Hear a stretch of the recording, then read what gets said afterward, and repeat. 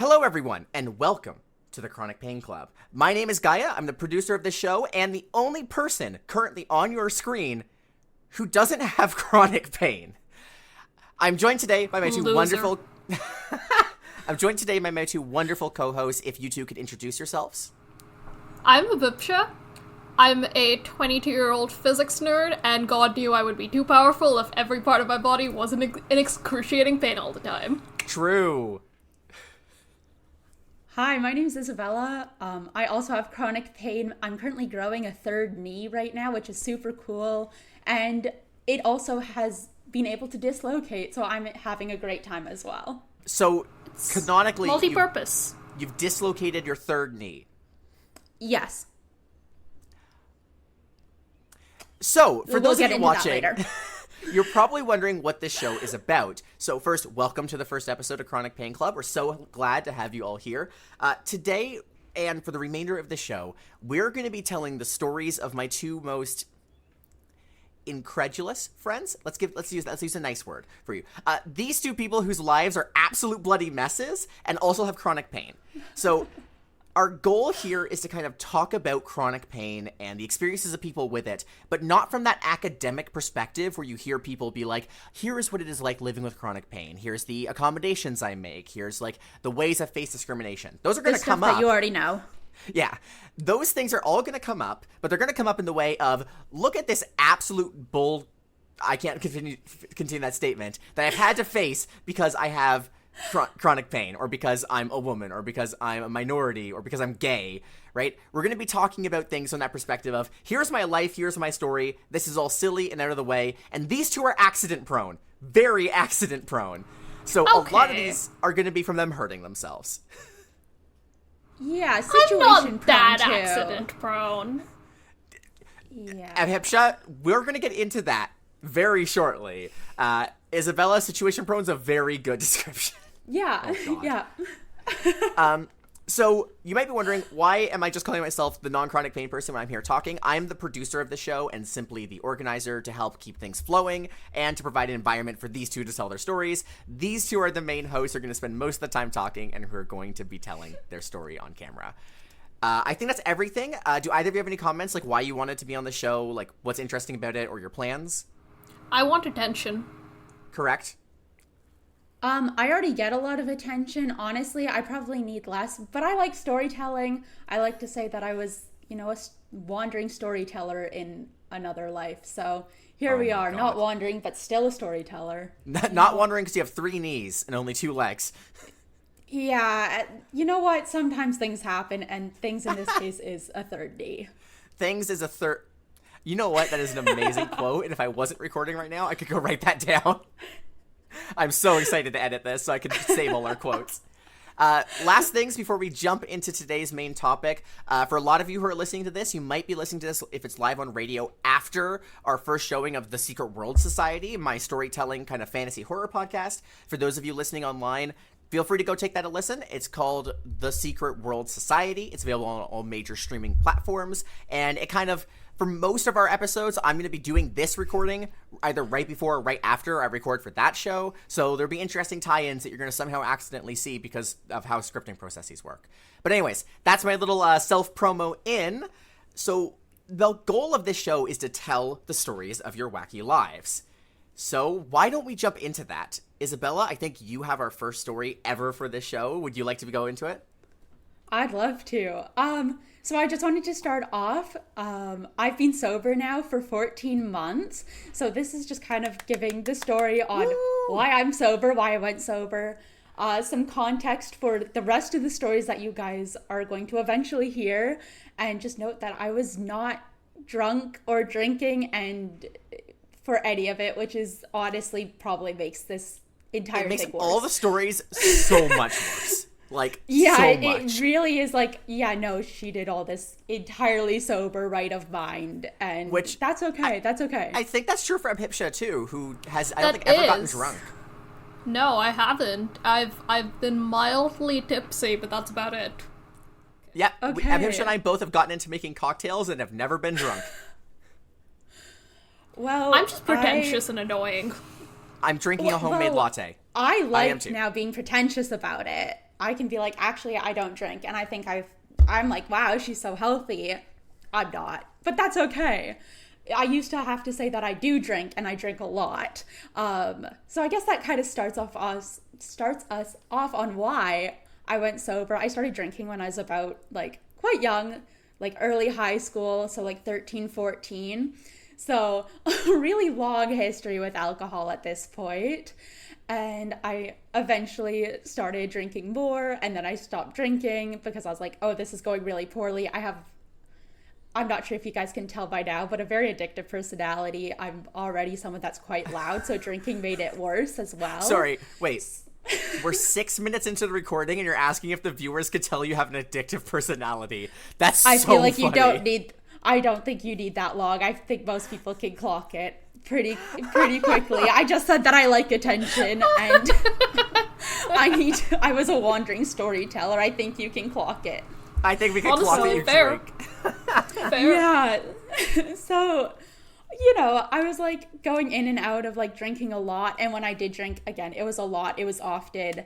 And I was just like, wow, I need to stop that. So I was going like on and off sober. And then I'd be sober for a few months.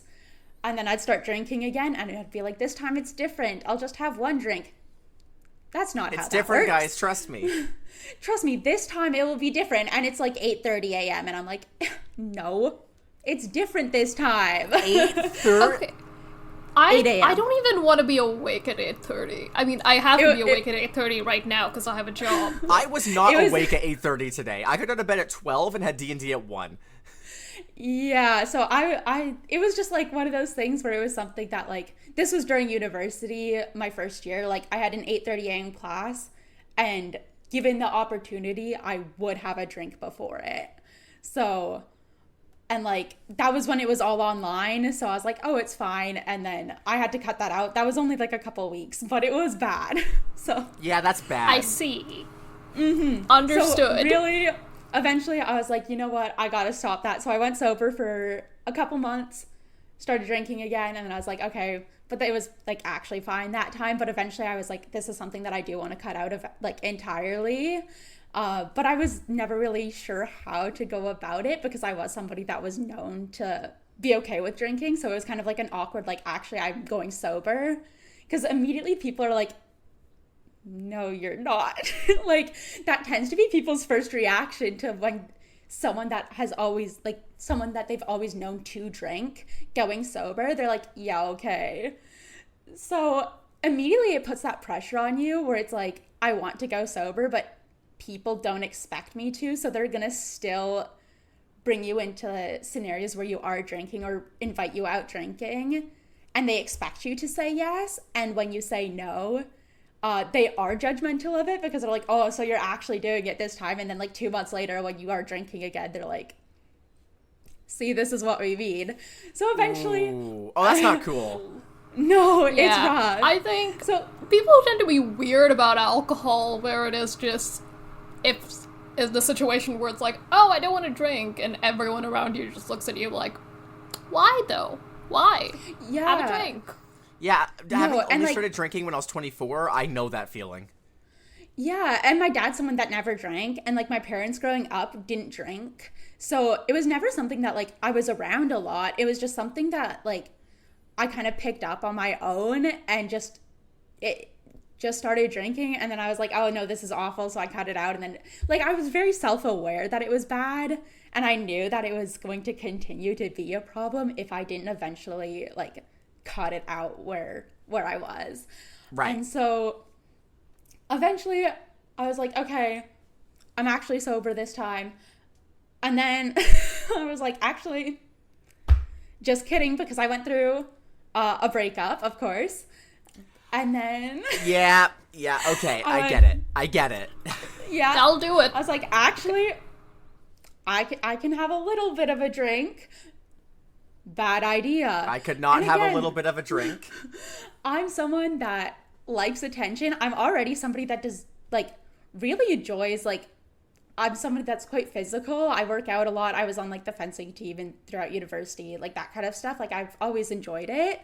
But then when I'm drinking, I enjoy it more. And because I have chronic pain, as we know, it's something that I should not be pushing myself. And when you're intoxicated, that like level of like connection that I usually have with knowing my limits and my body and chronic pain in relation to it, when you're drinking, you're not thinking about it, and you're not thinking about the next morning. And so that was the other issue, is that I was in a lot of pain, and then I would push myself, and then I'd wake up the next day and it would just be worse. So it was a bit of a cycle. And so finally what really got me was I had drank a lot, and I was like, actually, I can do anything, because that's just someone that I'm already like that. I already think I can do anything. You are already like that. Yeah, I already am, and it makes it worse. I'm like, actually, I think I can do a backflip. If you told me to do a backflip right now in my living room, I can. And I tried. No, I didn't even get halfway. I just like fell to the ground, like flat on my back. And I kicked up my legs too, because I was like going for it, slipped on the yoga mat. Like I didn't even like start. And I just like splattered onto the ground, and I just like had to lay there. And I was like, oh, that's brutal. And my housemate came down and she's like, what is going on? And I was like, I'm trying to do a backflip. Hold on, let me show you what happened. I just like completely wiped out. I stand back up to demonstrate what I just did. Completely wiped out again. Oh no! So now I've had 2 really hard falls back to back. Oh my god.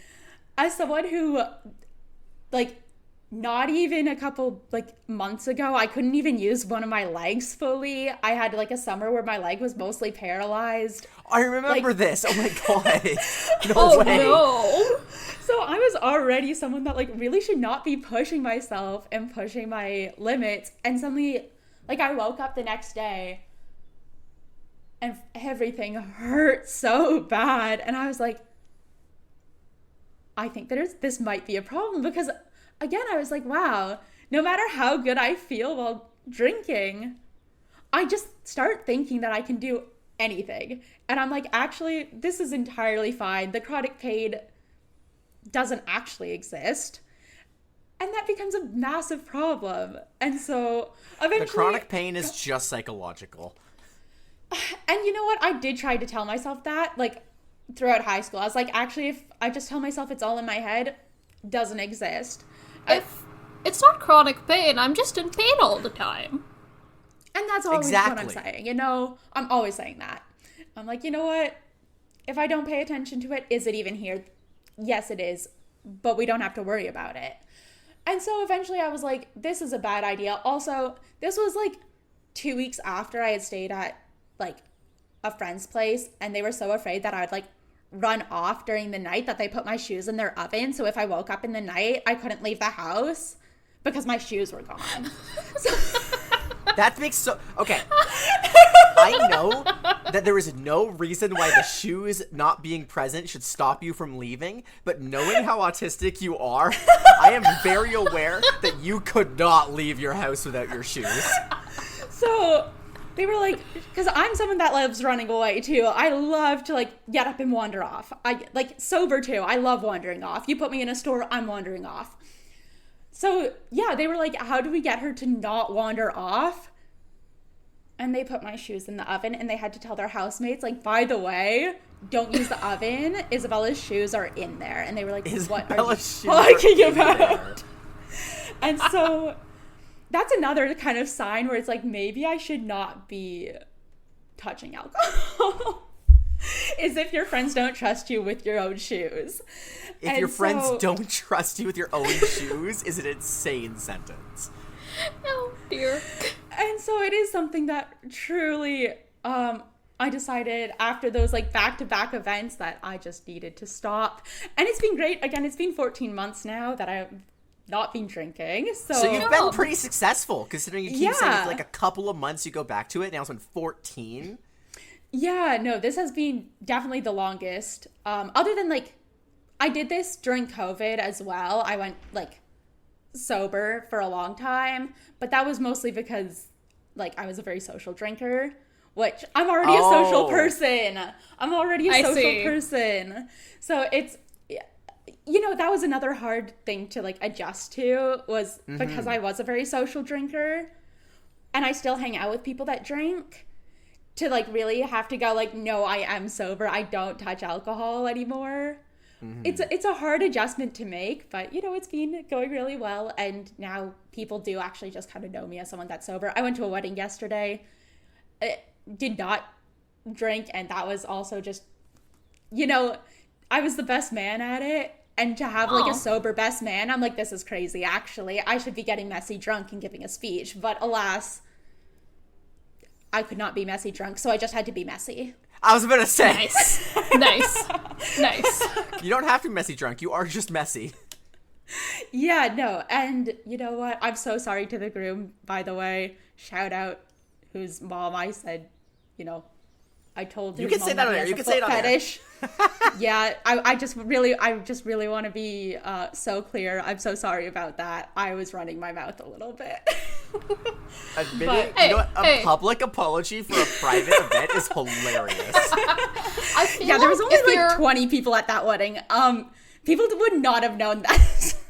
If you're going to be the best man at a wedding, I feel like you are legally obligated to do something ridiculous. Like, And it that's is. what I It was is. saying. I'm sure that it's in the law somewhere. Trust me. I was like, my my job isn't to be I've sentimental. never been wrong in my life. Yeah, my job's not to be sentimental as best man. My duty is to be humiliating. Exactly. But Were you? And you know what? Yeah, I got all of his brothers to also make jokes. This was like an 11-hour period, and we were making foot puns the entire time. And at one point, they asked him what he wanted for his wedding, and this was why I told his mom, because he was like, all I want for my wedding, and I forget actually what he said, but he said something about, like, innocent souls, and I went, yeah, I bet you want souls. Oh no! Oh my And god. then we had to Oh, explain dear. why I said that to his mom. So this was an 11-hour bit because it was from like 10 a.m. to 10 p.m. So 12 hours, but the wedding itself was quite a bit shorter, but we were doing it throughout the entire time. We Oh also my hosted the God. bachelor party without him. So sorry about that one too.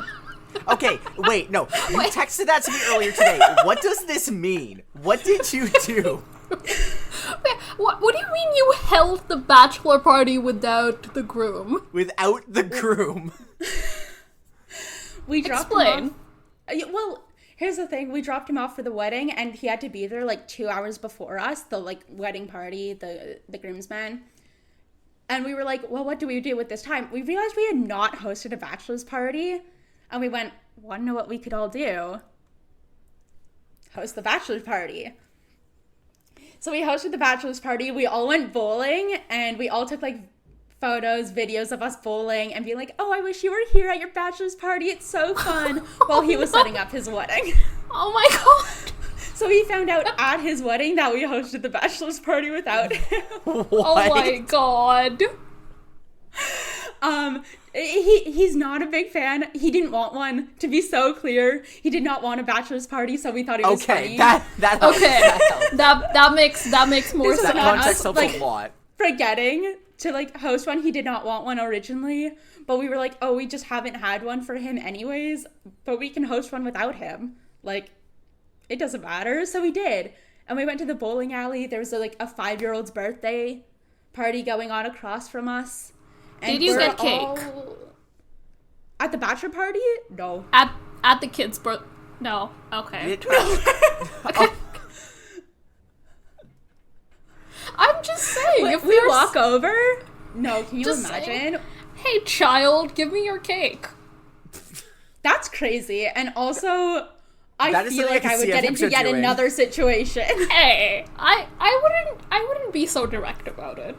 You were I already would- in a yeah. situation, and you were about to get into another by trying to ask a 5-year-old for their birthday cake. It was really fun. I have the videos. I have the photos. Shout out to the groom for not being there. Didn't show up. Really crazy. Didn't show up. Wow. Who would have thought? Damn. Yeah, wasn't even invited. Not even invited. But You know what? Actually, I love the sentence that we didn't invite the groom to the bachelorette party. I love that. Yeah, and I was at the bachelorette party as well. So I hit the bachelorette party and then hosted the bachelor party without him. So Nice. yeah, Honestly, really fun. honestly, I kind of love that. It was a great time. I'll say it. Honestly, wish there was something else like really fun that happened that day. Oh my god.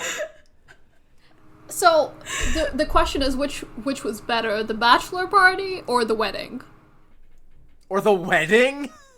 I don't think I can legally respond to that. Okay.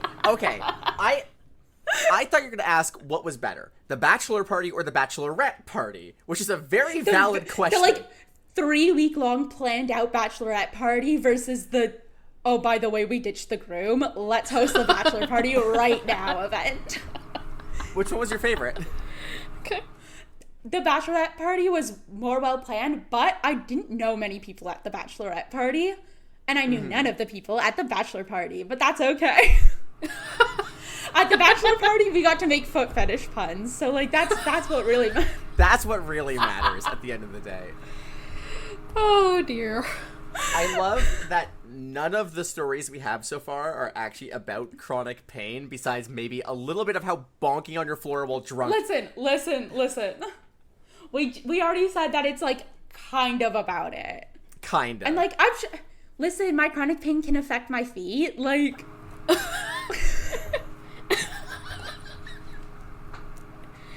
That is true. That is a very good point. you hate when I start growing another toe. Okay, actually, you know what? I do need to ask now. What is up with the third knee thing? Okay.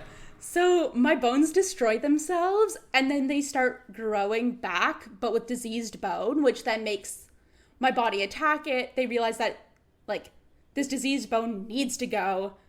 And so they destroy it, replace it, but again, it's diseased. So it's just a never-ending spiral once my body decides to start replacing the bone and destroying it. But it doesn't always destroy my bones the full way before starting to replace it. So I have like a third part of my clavicle as well, where like my body has just started growing more bone on top of it because it never fully destroyed the bone underneath it. So now I have like a part of my knee where it's just growing more knee on top of it because it never fully destroyed it. So What? yeah. Would you? No, I have a question. Would you show? say? No, I can't. The light is blinding me. Would you say that you have many knees? You can't Yeah, hear my no. sigh on my mic, but I need you to understand. I think that was hilarious. And if y'all want to be haters, then so be it. So be it. Okay, No, Isabella, what is this disorder, by the way? It's chronic recurrent multifocal osteomyelitis.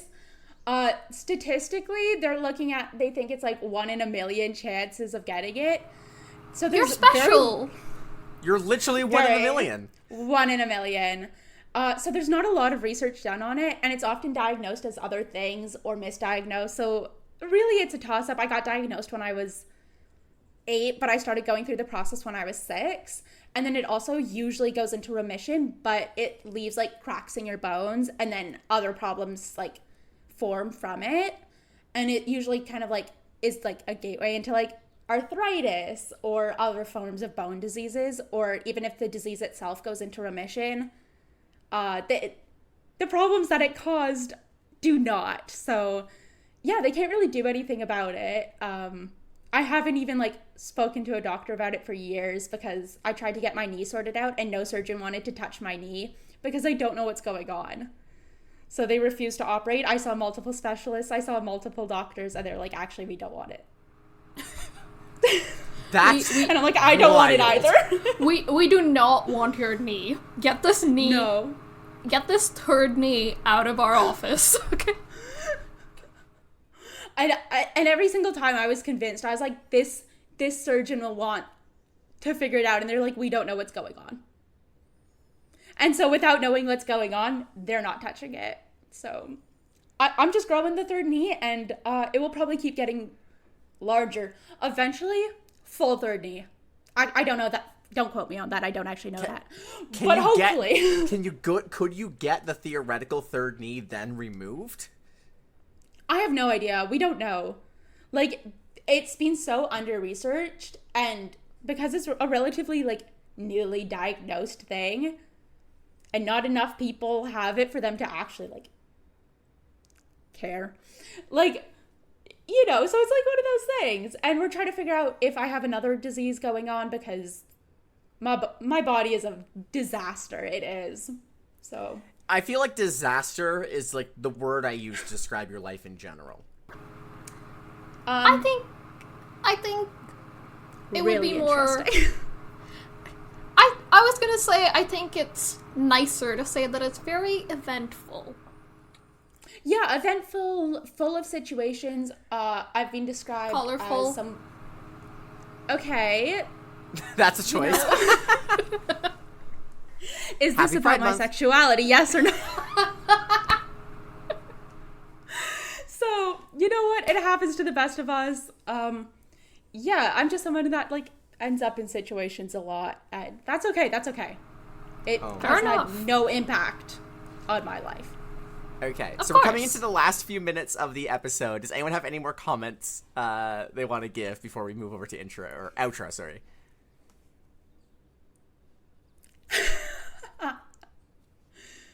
Okay. Don't so, ask too many questions. So There's so much. There's so much, and we have more episodes to go into it. So that was today's story on why Isabella is sober now, making her the only sober person in the group, as the other two members started drinking less than half a year ago. Let's go. Let's go. Represent. Yay! And also the story of how Isabella's growing a third knee. That's still... Yeah. Okay, so for reference to those listening and to those watching, I guess, when I kind of came onto the show, we decided that my role was effectively to say, wide-eyed, that's not normal. And I feel like you don't need me to say about the third knee, that's not normal. So, in our next episode, we're going to be having Abhipsha talking about her first story for this show. Abhipsha, do you have any, like, early teasers for the story, or do you want to kind of keep it a surprise? I'm gonna say it's about the 3 times I didn't get a criminal record. Let's go. I'm very concerned. But okay, so thank you everyone so much for watching and for listening to our pilot episode of the Chronic Pain Club. We're going to be back next week with Abhipsha's first story, so make sure you tune in for that. And for those of you who are listening after our first time airing, go check us out on any major social media podcasting platform or on YouTube. You can find us all there. The username I usually use is Akasha Podcast or Akasha Talks. Look one of those two up and you should find this, as well as our other show, The Secret World Society, of which Abhipsha and Isabella both are going to be doing some level of voice acting on in future episodes, so keep your eye out for that. So, thank you all so much for listening. Do either of you have outros you want to give? Thanks for listening. Have a good day. we're just and talking. also, I just want everyone to know that I'm currently drinking coffee out of a mug that says best person ever, which definitively makes me the best person ever. I think that's how it works. I think Yeah, so. yeah, we'll go with Yeah. that. Yeah. Anyways, Cheers. we'll see you all next time. Bye-bye.